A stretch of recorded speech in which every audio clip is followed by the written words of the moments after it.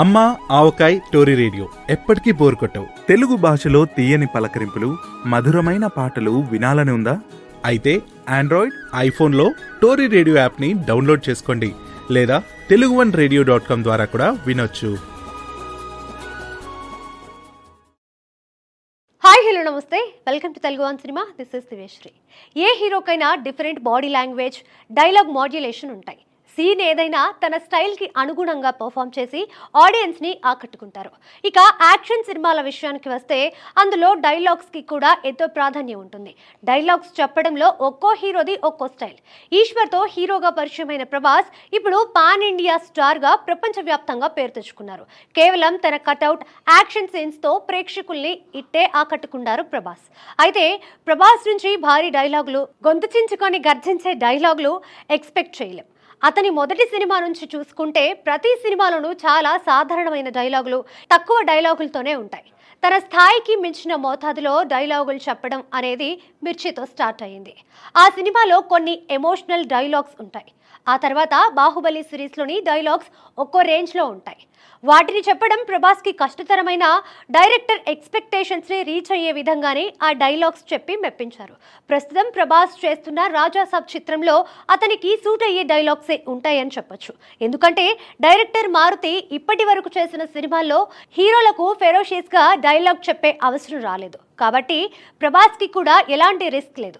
ఇక రాబోయే సలార్ 2, కల్కి 2 చిత్రాల్లో కూడా అతనికి పొడి పొడి డైలాగ్సే ఉంటాయి. వీటన్నిటిని మించి ఇప్పుడు సందీప్ రెడ్డి వంగ డైరెక్షన్లో రూపొందుతున్న స్పిరిట్ విషయంలోనే ప్రభాస్కి కొత్త సమస్య ఎదురయ్యే అవకాశం ఉంది.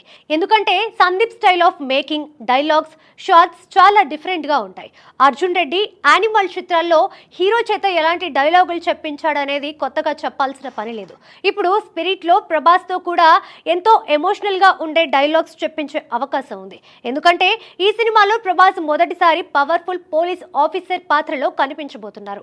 పోలీస్ ఆఫీసర్ అంటే ఆ క్యారెక్టర్కి తగ్గట్టుగానే పవర్ఫుల్ డైలాగ్స్ తప్పనిసరిగా ఉంటాయి. స్పిరిట్ చిత్రానికి సంబంధించిన స్టోరీ వర్క్ పూర్తయింది.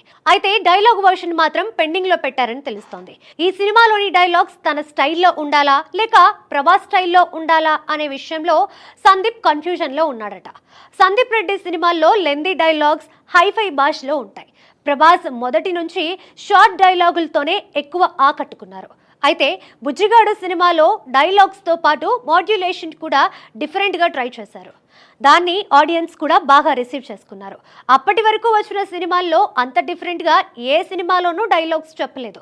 ఇక సందీప్ విషయానికి వస్తే ఎమోషనల్గా హై పిచ్లో డైలాగ్స్ చెప్పిస్తారు. మరి ఈ డిఫరెన్స్ని ప్రభాస్, సందీప్ ఎలా మేనేజ్ చేస్తారో చూడాలి. డైలాగ్స్ విషయంలో సందీప్ ఇచ్చే ఛాలెంజ్ని ప్రభాస్ ఎలా ఎదుర్కొంటాడు అనేది వెయిట్ అండ్ సీ. ప్రపంచవ్యాప్తంగా ఉన్న తెలుగువారిని ఆత్మీయంగా పలకరిస్తూ అందరినీ ఏకం చేసే వారధి టోరీ రేడియో.